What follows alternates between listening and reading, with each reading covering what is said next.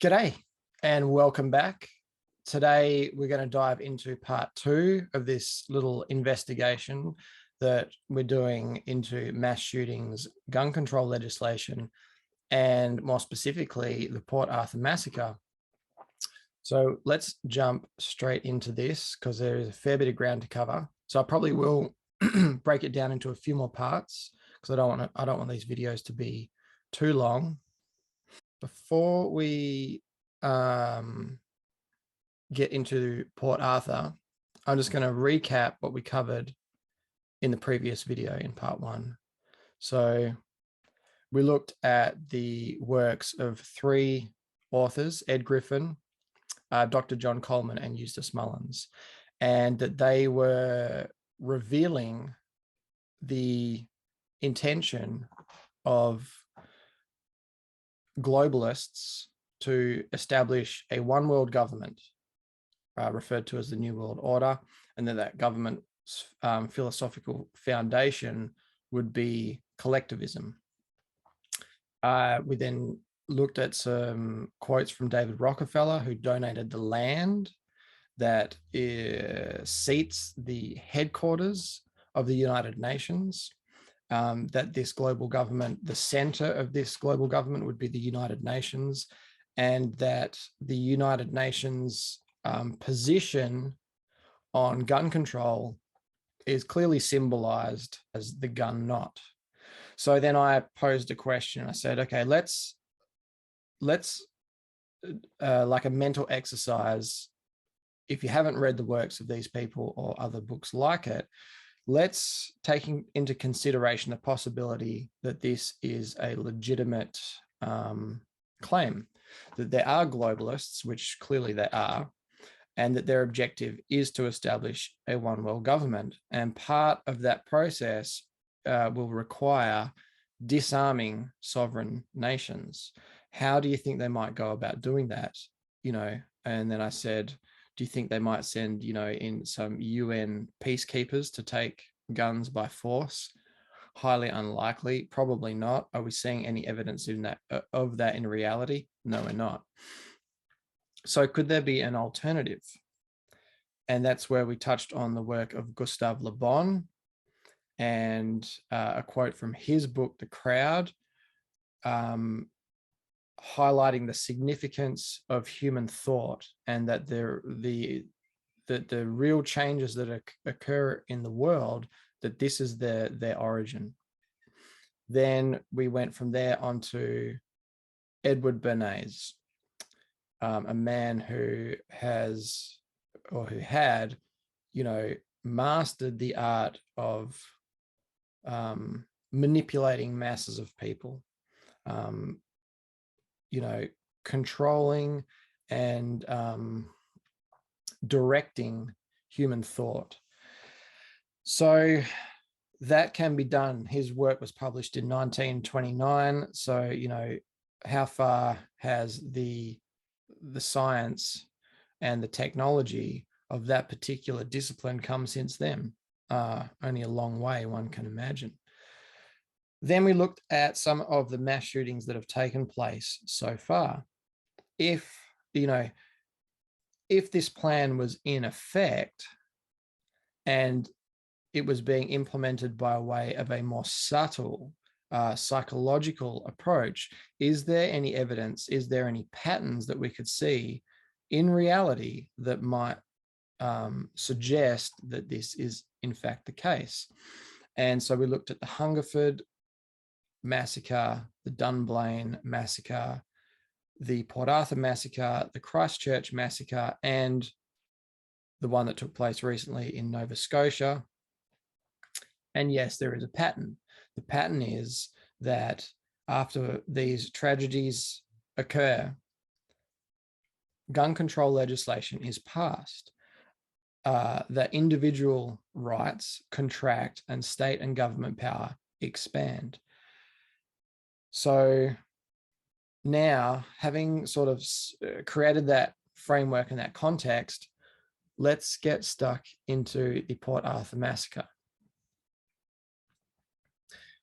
This story is a story about a lot of things, but the story kind of centers around this young man who you can see here, Martin Bryant. So I'll just give a very brief bio. Martin John Bryant was born on the 7th of May, 1967. He was the first son of Maurice and Carleen Bryant. Although the family home was in Lena Valley, Bryant spent some of his childhood at their beach home in Carnarvon Bay. On the 24th of April, 1994, the Hobart Supreme Court found that Martin Bryant was incompetent to handle his own affairs due to being diagnosed as borderline mentally disabled. He had an IQ of 66 and the mental age of an 11-year-old child. Bryant received a disability pension, but he also worked as a handyman and gardener. He surfed and had a girlfriend named Petra. And when his friend Helen Harvey died, Bryant was named the sole beneficiary of Harvey's will and came into possession of assets totaling more than $550,000. So just give you a little bit of a brief idea about this young man.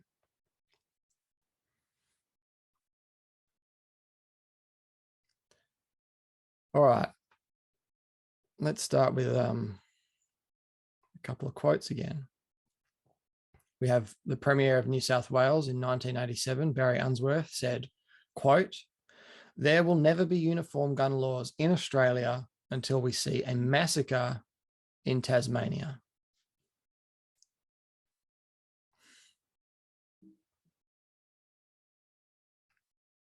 Roland Brown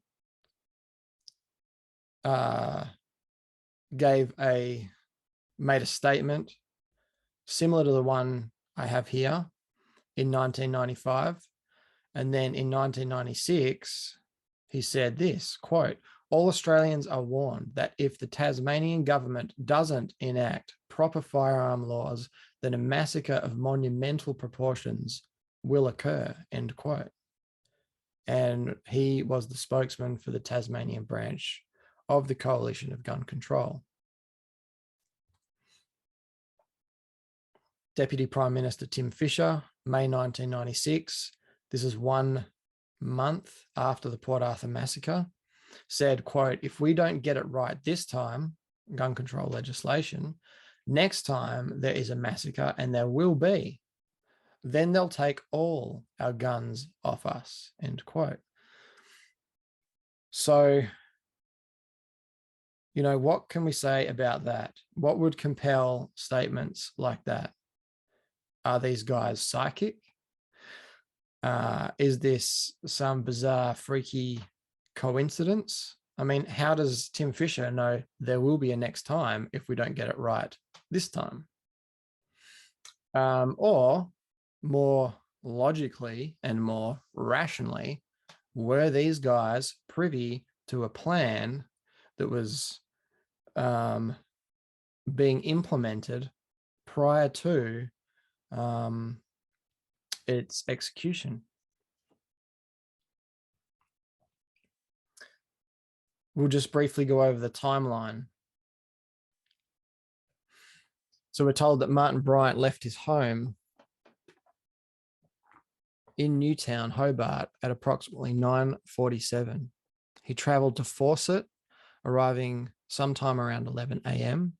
He continued down to Port Arthur and was seen driving into Seascape Cottage Guest House, and they don't give us a time in the official narrative. But apparently, while he was there, he kills David and Sally Martin, who are the owners of Seascape, at 11:45. Then he drives down to the down to the Port Arthur historic site. And in the Broad Arrow Cafe and gift shop, kills 20 people and injures 12. Then walks out of the cafe into the car park and murders 4 more people and injures another 6. Hops into the Volvo, the yellow Volvo, which you can see pictured there on the right. Drives up Jetty Road, kills 3 more, Nanette, Mikak and her 2 children. Then stops at the toll booth where he kills 4 more, sorry, not 7. It's 7, including the Mikacs, and injures another 1 person. Then he leaves the Volvo and takes the BMW, of which the 4 occupants who he killed. Then drives up to the Port Arthur service station or general store. There he kills 1 and kidnaps Glenn Piers, then drives to Seascape Cottage, firing shots at oncoming vehicles along the highway. Then at Seascape Cottage, he is believed to have arrived there by 2 p.m., where he remained in an 18-hour standoff with police until his capture the following morning. This woman's name is Wendy Skur. Wendy Skur is an absolute hero in my book, and I would strongly encourage anyone who's interested in this subject to go and listen to her testimony, which is available in a lecture that she gave, and it's been posted onto YouTube. Wendy Skur was a tour guide at the Port Arthur Historic Site. She'd spent 20 years with the St. John's Ambulance and 10 years with the Tasmania Ambulance Service as a volunteer ambulance officer. She was rostered on the ferry Bundina that morning. After 2 island cruises, she left the ferry at 1:10 p.m., went to the Broad Arrow Cafe, bought lunch, then left and walked over to the information centre. Shooting started at about 1:30 p.m. Wendy Skur rang the police at 1:32 p.m. exactly. Now, an unbelievable amount of chaos ensued. And again, I would strongly recommend listening to her testimony. It gives so much more context than I can provide here. I'm just trying to keep this brief. But the first ambulance arrived at 2:30 p.m., an hour after she made the call. No police. At 4:25 p.m., 1 unarmed police officer is dropped off, and all he could do was collect names and addresses. At approximately 5:30 p.m., two young unarmed female police officers were helicoptered in. At this stage, there's no protection. They don't know where the gunman is, and there's still no police response. Then just after 7:30 p.m., heavily armed police finally arrived with 25 trauma specialists from all over Australia, who coincidentally had just completed a week-long training seminar at Royal Hobart Hospital at midday that afternoon. And the last lecture had been in relation to terrorist attacks and gunshot wounds. Wow, what a convenient coincidence. Now, it took the police 6 hours to produce an appropriate response to Wendy's call, placed at 1:32 p.m. that afternoon. 6 hours to attend the worst massacre in Australian history, bar the arrival of the Europeans in this country. And they want you to give up your guns and rely on what? That level of incompetency. So the rest of this presentation is basically based on Wendy Skur's testimony, the testimony of this man here, Andrew McGregor, who was a member of the Victorian Police Force for 17 years. And he and Wendy both had access to the witness statements, the police negotiated transcripts, and the court documents. And obviously Wendy was there on the day. I've also drawn information from Keith Allen Noble's book, Official Killing in Tasmania, Australia. Now, I really didn't know what the best way to present all this information is, so I just decided to juxtapose what we've been told officially with the witness statements and the work done by McGregor and Keith Allen Noble and Wendy Skur. So officially we're told that Bryant travelled to Fawcett, arriving sometime around 11 a.m. He continued down to Port Arthur and was seen driving into Seascape down the Arthur Highway around 11 a.m. He stopped at the Seascape guest accommodation site owned by David and Sally Martin. Bryant went inside and fired several shots, then gagged David Martin and stabbed him. Witnesses testified to different numbers of shots fired at this time. It was stated in court that it was believed that this was the time that Bryant killed the Martins, his first two victims. However, Andrew McGregor informs us that at 10:40 a.m., Andrew and Lynn Simmons, who lived in the neighboring property to the Martins, were standing in their driveway when they heard two shots emanating from within Seascape Cottage. It was these two shots that killed David Martin. Martin Bryant is witnessed drinking coffee at the Shell service station in Fawcett at this time, as per the witness statement of Gary King. Martin Bryant was 58 kilometers away when David Martin was murdered. In the witness statement of local policeman Constable Gary Whittle, he saw a woman running around the backyard of Seascape Cottage when he arrived there after 2 p.m. She was naked and screaming. Who could this woman have been if it wasn't Sally Martin? When Sally Martin's body was examined, it was discovered that she had actually died from a blow to the back of the head, which had fractured her skull, not a gunshot wound. And David Martin, his cause of death was 2 gunshot wounds, hence why she couldn't have been deceased at that point. So there's the first contradiction we have in the official narrative. Now, Martin Bryant was witnessed arriving at Seascape Cottage at approximately 12:30. So how did he commit that murder? Well,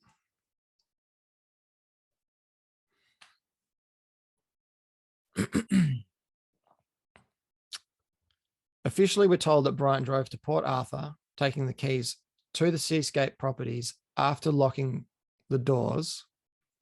Bryant stopped at a car which had pulled over due to overheating and talked with 2 people there. So this car was up on the highway near the Seascape Cottage. He suggested that they come to Port Arthur Cafe for some coffee later. And that's all we're told about that interaction. However, again, Andrew McGregor fills us in on the details that were omitted. These 2 young people were Gaylind and her friend Vicky. This person, supposedly Bryant, asked if they had any weed to sell. He purchased $50 worth from Lind, and when the girls' van would not start, he provided some assistance by attaching a loose battery terminal. Before departing, he mentioned to the girls that he was going to the Isle of the Dead to kill some wasps. Several other witnesses who had brief interactions with the same man at the Broad Arrow Cafe prior to the massacre heard him mentioning wasps also. One witness recalled the man saying, quote, "There's a lot of wasps around today. There's not many Japs, are there?" End quote. Now, this is significant for something that I'll touch on later. But the term WASPs is a derogatory term. It's an acronym meaning White Anglo-Saxon Protestants, and it was being used in reference to 2 busloads of American tourists that were visiting Port Arthur that day. Now, Martin Bryant did not smoke tobacco or marijuana. He does not understand the electrical systems of motor vehicles, and there is no way he could have possibly known about the 2 busloads of American tourists being in Port Arthur that day, as they arrived with no booking. So it was a surprise to the staff, and they actually had to book a ferry tour that was not scheduled.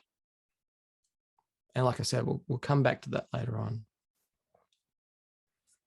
Just remove.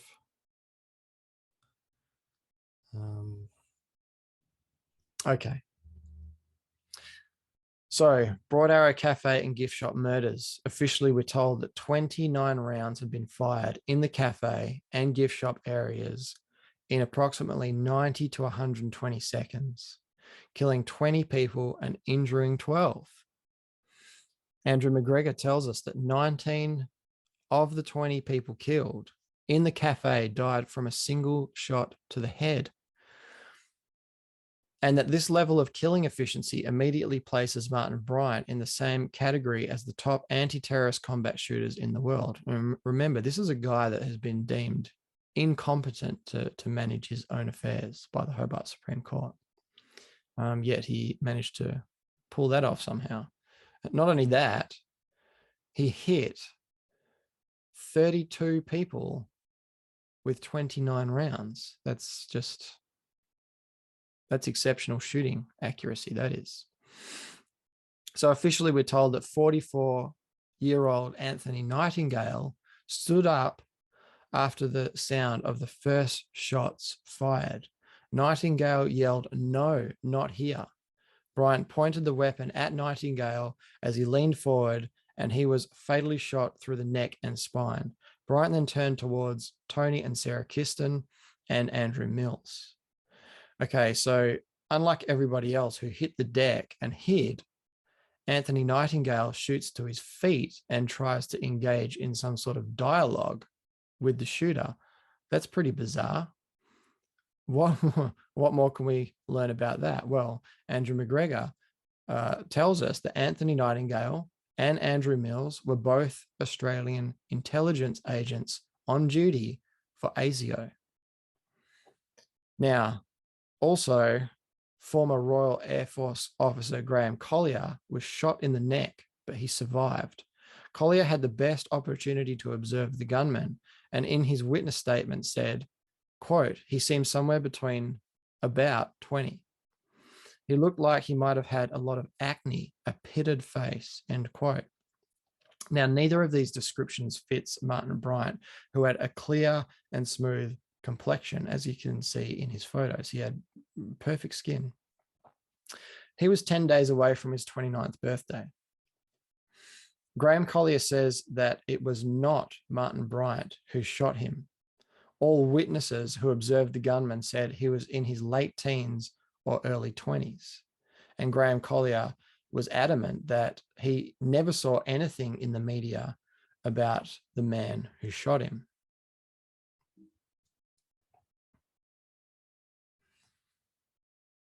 Now, we are also told that 5 people had attempted to escape through a locked door in the gift shop, but could not open it.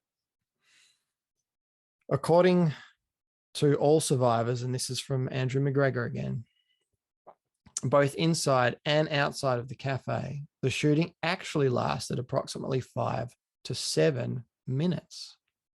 So why are we told 90 to 120 seconds? You know, not only is it inconsistent with the witness statements, but it's ridiculous trying to attribute that level of killing efficiency to Martin Bryant. But they did it anyway, so why? I'll tell you why.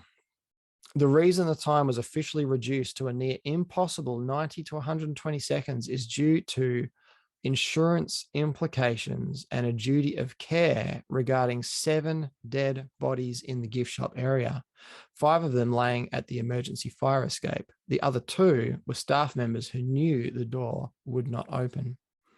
That door was not locked, but damaged. If it was established that the gunman was inside the cafe for as long as the survivors and witnesses claimed, and the emergency fire escape exit failed to function correctly, resulting in the loss of 7 lives, the insurance policy places a duty of care on the site owners, who are now liable for those lost lives. And the owners of the Port Arthur historic site is the Tasmanian government.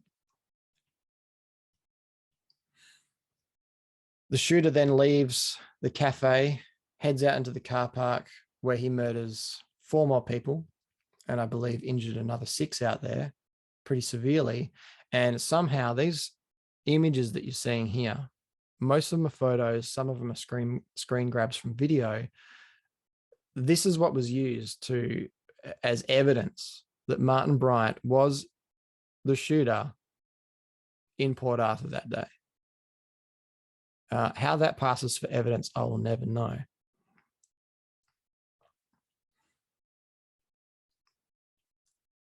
So the shooter then gets into the Volvo and heads up Jetty Road. On the way, he kills Nanette Mikak and her two children. We're then told officially that this is Bryant and that he drove up to the toll booth where there were several vehicles and blocked a 1980 BMW 7 Series owned by Mary Rose Nixon. Inside were Nixon, driver Russell James Pollard, and passengers Helene and Robert Salzman. An argument with Robert Salzman ensued, and Bryant took out his rifle and fatally shot him. Pollard emerged from the BMW and moved towards Bryant before being fatally shot in the chest. Bryant then moved to the BMW and fatally shot Nixon and Helene Salzman before removing them from the car. So what's weird about this situation? This guy, why would he enter into an argument with someone? He's just, executed everyone he could without hesitation, yet he gets into an argument with this particular person. Nobody ran away. Why? Well, Andrew McGregor once again tells us that what the official report fails to mention is that all 4 occupants of the BMW were also Australian intelligence agents working for ASIO. They potentially knew each other, but something at this point has gone very wrong.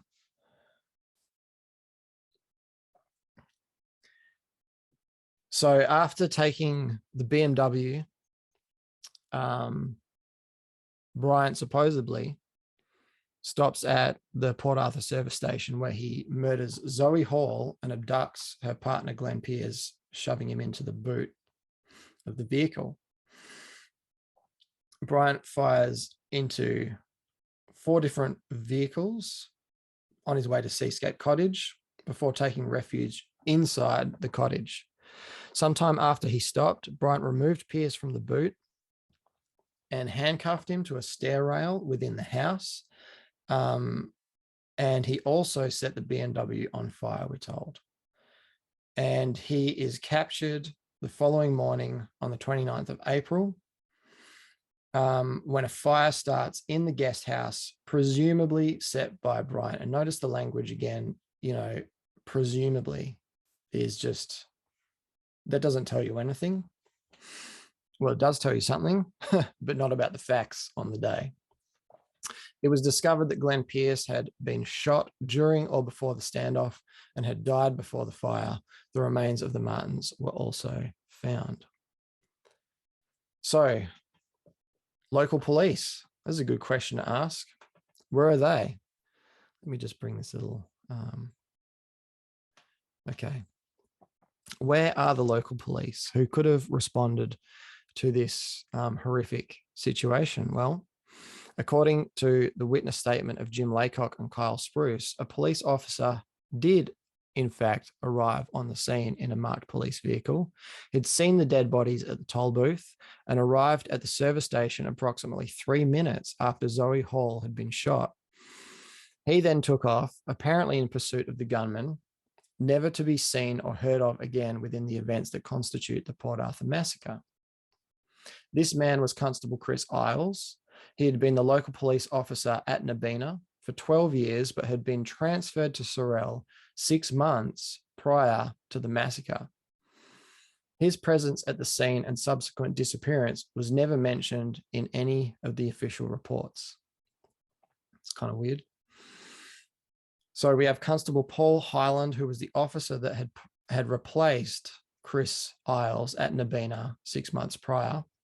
And on the day of the massacre, approximately half an hour before the shooting commenced in the Broad Arrow Cafe, Paul Hyland and Constable Gary Whittle of the neighbouring village Dunalley were both sent to Saltwater River after receiving an anonymous call to investigate an alleged heroin stash, which turned out to be laundry powder. What a peculiar time to receive an anonymous call. They received a radio message at 1:32 p.m. to attend Port Arthur and be on the lookout for a yellow Volvo. Yeah. Officially, we're told the only two police officers headed to Port Arthur in different cars and taking different routes from this fake heroin stash call out, anonymous tip. And on the way, they were informed to look for a BMW. Highland and Whittle reached Seascape Cottage at about 2 p.m. and could see the BMW on fire. At some point, they were fired upon and eventually had to hide in a ditch at the side of the road. Bryant fired at them whenever they tried to escape, and they were not able to move from that position for many hours.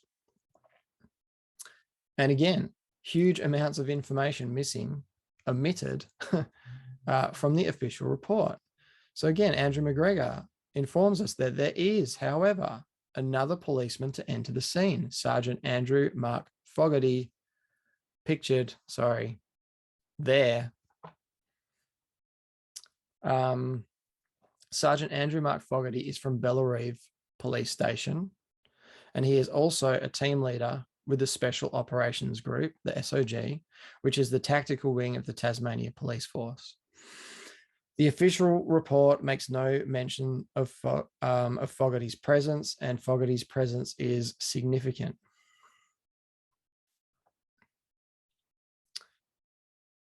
The official report and the media also failed to inform the Australian public that ASIO had also arrived on the scene. The Tasmania Police had requested assistance from the Victoria Police SOG to reinforce their own SOG squad. However, there was no mention of any ASIO personnel being requested. But that Sunday night, Australia's ASIO was dispatched to Port Arthur. Furthermore, at the debriefing held at the Tasmania Police Academy at Rockaby on the 29th of May, 1996, ASIO was again in attendance. Now, this must raise the question, what were ASIO doing within a state jurisdiction? Could the Port Arthur Massacre have been a terrorist attack? The evidence, quote unquote, shown to the Australian public states otherwise. So, why were ASIO operatives called in from weekend leave and dispatched post haste to Port Arthur?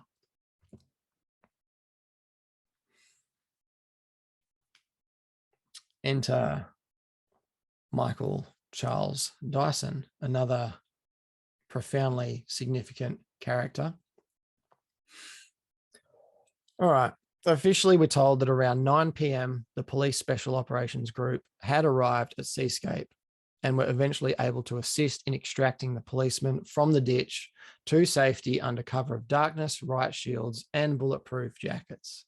They did not provide cover fire for fear of hitting hostages. An 18-hour standoff ensued, during which time the police talked over the phone to Bryant, who was referring to himself as Jamie. And I would encourage anyone interested in this to listen to the audio recordings of those conversations. They are profound, to say the least. Anyway, I digress. During the siege at Seascape, and this is coming from Andrew McGregor again, during the siege at Seascape, Sergeant Terry McCarthy was the only police negotiator to speak with Martin Bryant, who, for some unknown reason, kept referring to himself as Jamie. McCarthy stated that he believed Bryant was reading from some sort of script. He also established that Bryant had an accomplice with him, whom he called Rick. Rick is believed to be Sergeant Michael Charles Dyson, pictured on the right. There were more than 20 occasions recorded on the police transcripts where shots were being fired from another room at Seascape while Bryant was on the phone talking with the police negotiator. Dyson, for those who do not know, was the Tasmania Police's highest trained SOG officer, and he was AWOL for the entire incident. Nowhere to be seen, not mentioned anywhere. In the literature, including witness statements prepared by police, there are no references to him being involved in police duties at Hobart at any of the command posts near Port Arthur or any other location. Dyson does not seem to exist in any official document dating from the 28th of April 1996 to the 18th of August 1996, which is the period that constituted the Port Arthur Massacre. But on the 12th of September 1996, 139 days after the incident, Dyson submitted a statement claiming that he was, in fact, on duty during the massacre, functioning as a criminal investigation and intelligence liaison officer at the major incident room, in which case his name would have been mentioned somewhere by someone, since he was at the center of information coming in and out of that room. So he's lying. I could say a whole lot more, but I'll keep it, I'll try and keep this PG. After reading the police negotiated transcripts, Andrew McGregor arrived at the conclusion that Martin Bryant must have been invited by Sergeant Michael Charles Dyson to participate in a Tasmania Police anti-terrorist squad training exercise at Seascape that morning.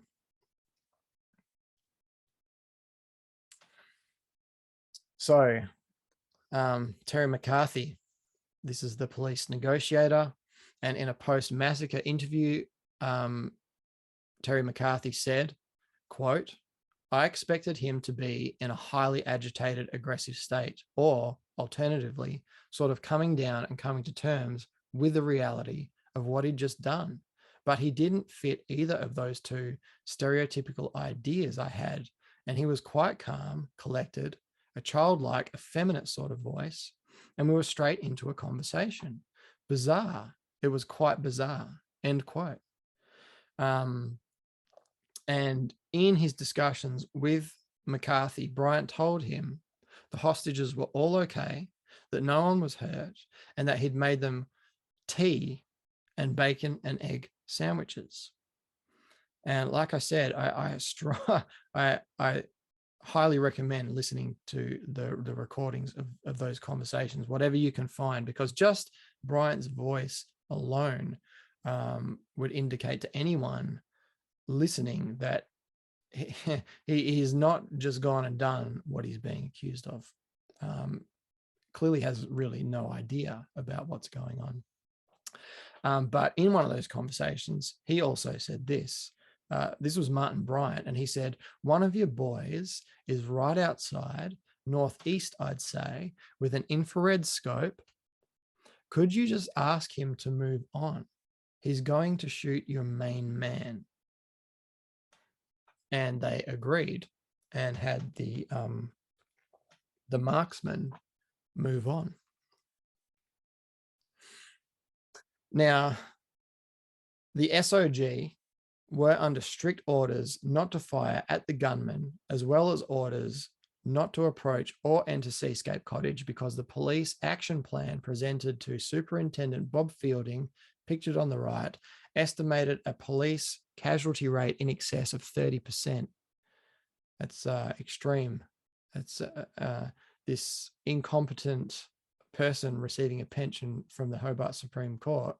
Sorry, that's not where he's receiving the pension from, but can't even manage his own affairs, but he can present a police casualty rate in excess of 30%. And this is not just your average police officers. This is the goddamn SOG.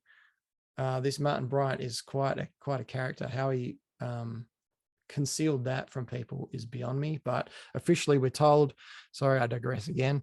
Officially we're told Bryant could see the movements of SOG officers and continually demanded their retreat each time they began to approach the house, as he appeared to have excellent awareness of the events unfurling around him. Despite the pitch black of night, the police believed he had some kind of visual aid device. None was ever found, however.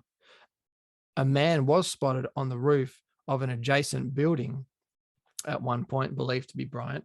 Yeah, he might not have had a visual aid, you know, but if there was a high-ranking officer conspiring in some sort of conspiracy to, you know, frame Bryant along with the rest of it, yeah, maybe he had a police radio, so he knew exactly what was going on and who was where, and could tell Martin to make requests like the one we read previously.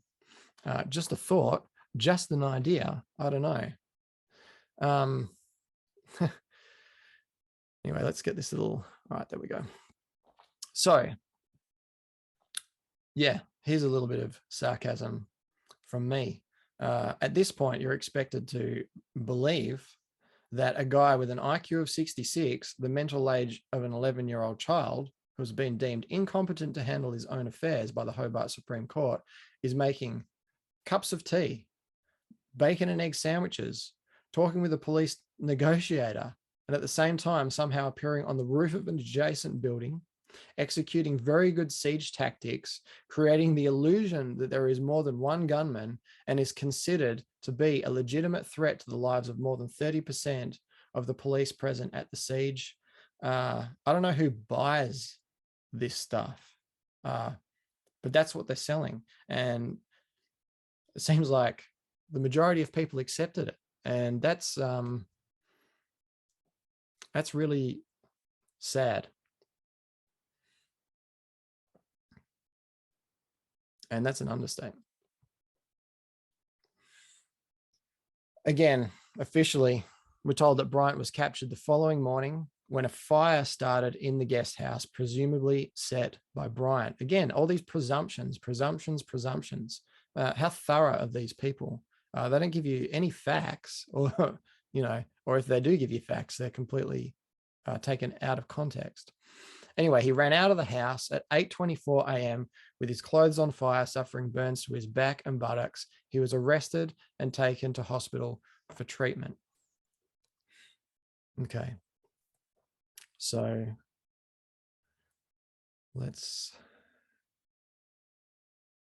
okay. So what was not mentioned there is that he came out completely dazed.